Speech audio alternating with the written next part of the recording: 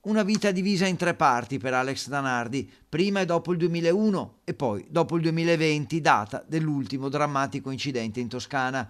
Prima quella da pilota, culminata con la Formula 1 tra il 1991 e il 1994, poi quella da atleta paralimpico con la handbike, la bicicletta adattata alla sua vita senza gambe, che lo ha portato a conquistare 8 medaglie alle Paralimpiadi. Dopo il primo incidente, sul circuito automobilistico di Lausitzring in Germania, che gli costò l'amputazione delle gambe, reagì e iniziò una seconda vita.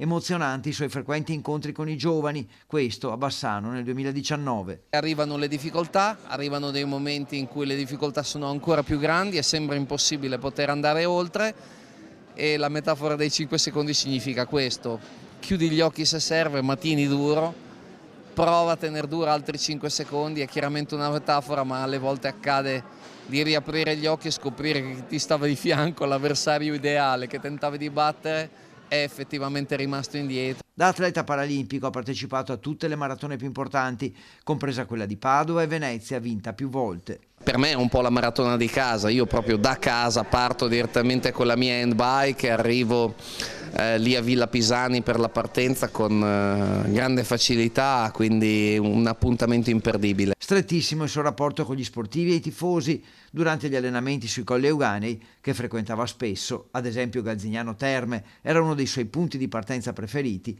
Veniva fermato per un incoraggiamento o un selfie da quegli stessi sostenitori che ora attendono di tributargli l'ultimo saluto. Tutto a posto? Benissimo, te? Sempre sotto, eh? Hai finito? Sì, per oggi sì, stasera anche spinning, per cui leggero. Allora.